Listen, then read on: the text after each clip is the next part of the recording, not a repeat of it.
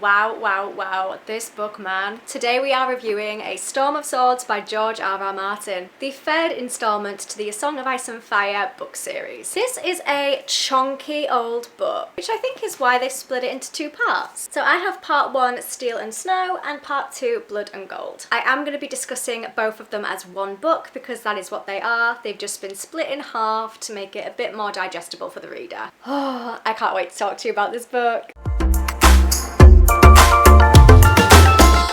Also, just as a quick disclaimer, I do apologise if you can hear the rain in the background hammering on the windows. We are currently experiencing a storm, which is very fitting because we are discussing A Storm of Swords, whilst I am experiencing a storm of rain, although that doesn't quite have the same ring to it. So this is considered one of the best books in fantasy, if not the best. I must admit that this is not actually my favourite in the series. However, bloomin' brilliant. I would be inclined to agree that these may possibly be the best books in fantasy.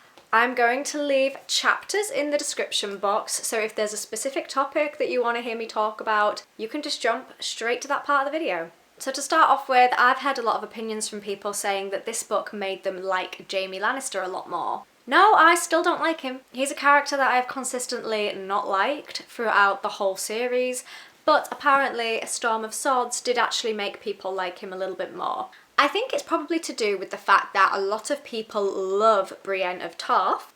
I agree with that opinion. I absolutely love that character. She is a brilliant character. And in A Storm of Swords, you start to see Jaime Lannister having a little bit more warmth and compassion towards Brienne. He does start to become fond of her, and he does do quite a lot of honourable, loyal things towards her in this book. They go on a lot of adventures together, and there is a part in this book where they are separated and then he makes his way back to her again. They've got quite enjoyable banter going back and forth.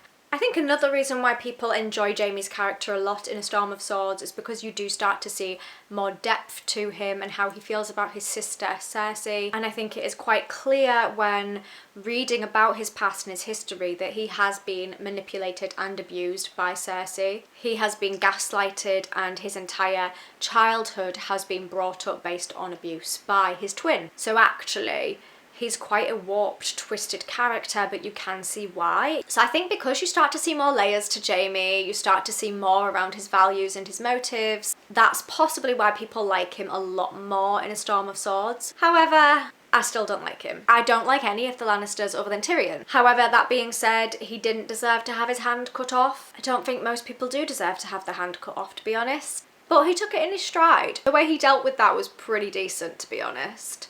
Let's talk about Sansa Stark. She goes through so much hardship in this book, it's actually ridiculous, and she's so young. So in A Storm of Swords, she does actually manage to get out of King's Landing. Finally, I was really rooting for her to escape King's Landing. I thought that surely wherever she is going to go next has to be safer for her than King's Landing was. Boy, was I wrong. I do not trust Peter Baelish one bit, not a fraction of my human body trusts that man. All the stuff that goes on when Sansa ends up at the Eyrie. I'm sorry if I'm pronouncing Eyrie wrong. Eyrie. I've not watched the TV show, therefore a lot of the pronunciations for things I've made up in my head. I've not heard anybody else speak them aloud. So Baelish, or Littlefinger, basically sees Sansa as like a young Catelyn, and he starts to become quite disturbing towards her. He gaslights her. She's already a very vulnerable character because of everything that happened to her at King's Landing with Joffrey and Cersei just abusing her. The whole thing that goes down at the Eyrie. What an entertaining plot though. The chapters based there had me absolutely gripped. Like, they were so juicy, so entertaining to read. I really enjoyed reading about them, even though I just feel so bad for Sansa, and it is about time that she gets some good luck in her life. I love George R.R. Martin because I was really rooting for Sansa to leave King's Landing. I was so happy and ecstatic when she finally did, only for my hopes and dreams to be destroyed when she reached the Eyrie. That's George R.R. Martin for you. We gotta talk about the Red Wedding. Possibly one of the most brutal scenes to ever be written about. It's definitely one of the most talked about episodes of the TV show, I know that for sure. Again, I've not seen it. I'm very scared to see it. I will watch it at some point, but I'm just trying to brace myself for it. I'm not gonna lie, I did know that the Red Wedding was coming. It was spoilt for me before reading the book. What can I expect? I'm like decades behind on reading this. I did expect that a couple of things were going to be spoilt for me, and I could kind of sense when that chapter was coming. There were a lot of things alluding to it, a lot of clues that the Red Wedding was about to come up at some point in that book, so I was trying to prepare myself for it. But nothing can ever prepare you for that. That was one of the most difficult chapters to read. I've never read anything that has hit my emotions that hard. It was such a powerful chapter. It wasn't necessarily too violent. I mean, it was. Don't get me wrong, it was violent. But it wasn't necessarily that gruesome or gory to read about. I think it was just because it was so emotionally damaging, because it's written from Catelyn's perspective. So you're viewing it through her eyes. And my goodness, that is harrowing. In the build up to that chapter, every time they were referencing the wedding, I was like, please don't go, please don't do it, don't go. Obviously I knew that they were going to, but because I knew that was coming up in my head, I was like, please, I just want to shake them and tell them not to go. Just as a quick reminder, the Red Wedding is obviously the scene where Robb and Catelyn are murdered at Edmund Tully's wedding, and it feels like it's something so small and so menial that leads to the Red Wedding events taking place. It was literally Robb's choice of marriage. He chose a wife for love rather than an alliance to House Frey. He offended House Frey in doing so, and I think it's even like the little details that made it so hurtful to read. For example, the choice of food at the wedding that the Freys decided to serve. So normally with guests, especially at a wedding, if you are hosting the food, you want it to be luxurious. You don't want it to be done poorly, because you would know that it would have a massive impact on your reputation as a house. However, it is quite clear in this chapter, from the description of the food being served, that it was very plain, it was very boring food. They didn't put a lot of care or effort into the food, and that is because they knew that the people they were serving the food to were going to die. So why waste good food on people who are going to die soon? Little details like that make George R.R. Martin a fantastic writer. That is a skill that is unmatched. From Catelyn's perspective, she perceives who she thinks is her final son alive, dying. At this point, she thinks that Bran and Rickon have already passed away. She never finds out the truth, and so she is watching Robb die before her eyes. And what's interesting as well is that in the previous book, A Clash of Kings, we had Daenerys in the House of the Undying, and she actually saw a vision of the Red Wedding taking place. So it was actually referenced in the previous book, and it foreshadowed this chapter. So that really makes me want to reread the entire series and look out for any other clues or any other bits of foreshadowing. And just in case Martin felt like that chapter wasn't emotional enough, he then makes it so that Arya Stark is so close to Catelyn and Robb. She's literally there when they die. That is ultimately soul destroying, that this little, 8-year-old girl who's been separated from her mother for so long is finally about to be reunited with her again and her brother, only to have them both murdered in a massacre whilst Arya is just outside the building. Like, she literally missed it by a margin. When I read that entire part of the book, I did have to take a pause for a little bit. I needed to process it. It was a lot, and I didn't even really like Catelyn that much. But I did really like Robb, and I did really like Ned, and I love Arya. So I think it's because I've got such a fondness for the Stark family, and they're literally being obliterated. Just to touch upon Arya Stark a little bit more, I really like that this book starts off Arya's assassin storyline. So she does travel to Bravos. I think it was he called Jaqen Dakar, something or other, who told her to go there. And I personally love her storyline over there and how she does start to turn into an assassin of sorts. It feels very fitting with Arya's character. It feels like she was meant to end up there. And that is built upon a lot more in the next book. So I'm not going to talk about that storyline here because it's just the start of it in Storm of Swords. But it's a very entertaining storyline, and I really enjoyed it in the next book. Spoiler alert. So one thing that I found really random and still doesn't make sense to me, even though I've tried to reflect on it a lot, is why did Tyrion kill Shay? What was the purpose of that? I just don't get it. It doesn't really fit with his character arc. Like, to kill her randomly when he very clearly had feelings for her and he was always trying to protect her, always trying to keep her safe. So why did he kill her?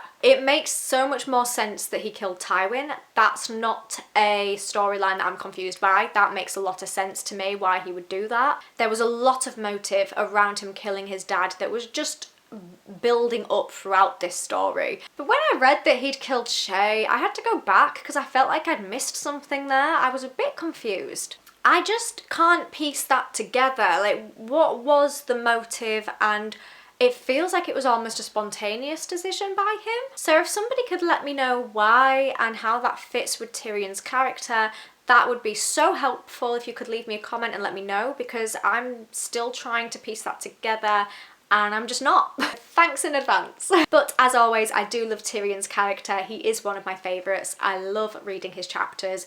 Really enjoyed his storyline in A Storm of Swords. In Storm of Swords, we finally have Joffrey die. We get some justice. I do find it a little bit weird that I really wanted a young boy to die, but I'm sure you all agree with me. There is no harm in saying that. That boy was literally birthed from the devil. He was a demon. I actually didn't expect him to die. I feel like in A Song of Ice and Fire so far, it had been a lot of really lovely, really nice characters that you like who have all died. We hadn't really had an evil one die yet. So when he did die, I had to reread the chapter to make sure he had actually died. I didn't believe it. And again, it was another wedding, so there's a lot of references of dying at weddings in Storm of Swords. So basically, just don't go to a wedding. If George R.R. Martin invites you to a wedding, maybe decline the invitation. So we do get some justice for that character that we've all hated for so long, and he does finally die, which is brilliant. In this book, we see Tyrion being accused of the murder and being sentenced to trials, although he does end up escaping with the help of Jaime. Again, maybe another reason why people like Jaime, because he did help Tyrion escape.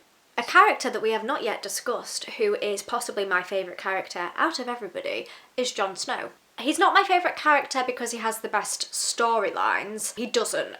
If I'm being honest, his storylines are quite slow throughout the whole series. He is my favourite character because of his personality, his motives, his values, his perspectives. I just really like him.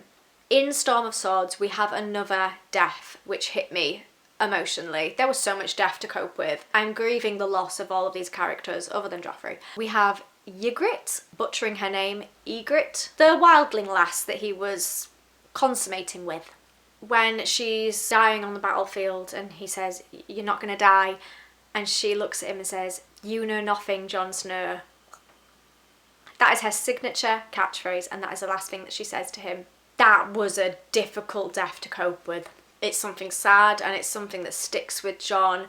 I'm not gonna lie, I did expect her to die at some point. I just kind of knew. I think any time a new character is introduced, you should expect them to die. In A Storm of Swords, we also see Jon Snow get a promotion. He becomes Lord Commander of the Night's Watch. It's a very fitting role for him. There's a lot of disagreement amongst the Night's Watch. Some people are not in favour of it. I was really happy that he did become Lord Commander personally. Although that being said, he was offered the choice by Stannis Baratheon to become Lord of Winterfell, and he offered to legitimise Jon. We see Jon umming and ahhing over these options. I think it would have been a massive service to Ned Stark if Jon had become Lord of Winterfell. If I were Jon, that is the option that I would have chosen. And I was hoping that he would pick Winterfell. However, he didn't. He chose the Night's Watch instead. He swore an oath to them and he chose them. Each to their own. In A Storm of Swords, we also see more about Samwell Tarly. He's a very interesting character too. I think he is probably one of the most original characters I've ever read the perspective from. He is so different to all the other characters. He's timid. He's a coward, but he's really nice and kind. And he is one of the characters who has the most character development throughout this book especially, if not the whole series. Because you can start to see his bravery trickle in bit by bit. He starts off being introduced as a character that has no bravery at all. And then as more and more things happen, he does start to become more brave, and that is something that you can quite clearly see the progression of through reading his chapters. It's really wholesome. For example, he kills one of the others with a blade of obsidian. He meets Gilly and her newborn and swears to protect them, and he just takes on all these different honourable roles which he wouldn't have taken on at the start of his introduction to the book series. And I really like him. He's a really pure, nice guy. His self-criticism can be a little bit annoying at times, like he's really hard on himself. We also see a bit more from Davos Seaworth. I still don't know how to pronounce his name. That's been an ongoing thing throughout my reviews of this series. So from now on, he's called Davos. We love him as always. He persuades Stannis to go to the Night's Watch to support them, and he's just generally a very enjoyable character to read from. Similar to Samwell Tarly, he's a very pure character, very honourable. He's got some really good values and perspectives to read from. He's a very nice guy, and I liked reading his chapters as well. Let's chat about Daenerys for a bit. I mentioned in my previous review for A Clash of Kings that I didn't really get the point of a lot of her storylines. She's very distant, she's very far removed, she's not involved in anything going over Westeros. I do still agree with that in Storm of Swords. She's very far removed, she's not interlinked with anything else that's happening. It almost feels like you're reading a different book when you're reading her chapters. However, her chapters and her storylines were a lot more interesting in A Storm of Swords than they were in A Clash of Kings. She wasn't very entertaining in Clash of Kings. She was very boring, if I'm being completely honest with you. I really like the link between Daenerys and the slaves, where she refers to them as her children. She's taken on a mothering role over them, which is why she feels like she's sworn to protect them. Obviously, she did lose her son in one of the earlier books, so it's like she's now taken on this mother identity through the slaves and through her dragons. So it's almost like, although she has lost the opportunity to be a mother to her son, she has gained that opportunity back again through the slaves and through her dragons. There is also a great theme in this book of teasing us that the Starks are going to get back together again, only to have them all ripped apart. For example, we have the scene where Bran and Jon almost end up back together again. Bran and his squad actually meet up with Sam and his squad. And at that point, I had a little bit of hope that maybe he was gonna meet up with Jon again and they'd be reunited. We also had the scene where Arya almost meets up with Robb and Catelyn again, and I thought that they were gonna be reunited. There's so many parts where the Starks are so close to each other that you just wish if they'd taken a slightly different action, then it would have led them to being reunited, but they're just ripped away at the last minute. Now Arya is far away from everybody, Bran is far away from everybody. Where is Rickon? I don't even think Rickon was mentioned in the book at all. Has he been forgotten about? What's happening with his storyline? Hashtag find Rickon. Where is he? So the last thing I want to touch upon is actually the epilogue at the end of A Storm of Swords. I'll hold the books up again whilst I'm rounding off this review. They were getting quite heavy, so I had to put them down. So I don't really understand the epilogue. So it alludes to Catelyn still being not alive. She's definitely not alive, but she's like some kind of undead zombie thing. I personally feel like they should have just left her being dead. I kind of wish Martin hadn't written the storyline that she was gonna miraculously come back. I think the emotional impact would have hit me a lot harder if she'd just remained dead, to be honest. She's not a character that I particularly care for. I don't really want her to come back, and I don't really get it. I might have to do a little bit of research as to the meaning behind that epilogue, because again, I don't really understand that part, but maybe it's so that she can try and get some form of justice or revenge. She's definitely not herself when she comes back. She is not the old Catelyn, that is for sure. So the next book that we have is Feast for Crows. I will be reviewing that one, and it is actually my least favourite book out of the whole series. So I am going to have to be careful about how I review that one and what I say, because I don't want any diehard Feast for Crows fans to come at me. So look forward to that review next. Thank you so much for listening to me waffle on about Storm of Swords. I do love talking about this book series so much, if you couldn't tell. If you would like to leave me your thoughts and opinions on this book series or this book in particular, then please leave me a comment to let me know, and we can continue the discussion that way. If you liked this video, make sure to give it a thumbs up to let me know that you did. And if you enjoy my content and you want to see more from me, please subscribe, because it's free and it means that you can see my videos a lot easier. I will see you next time, or rather you'll see me, and I hope that you have a wonderful rest of your day. Bye for now.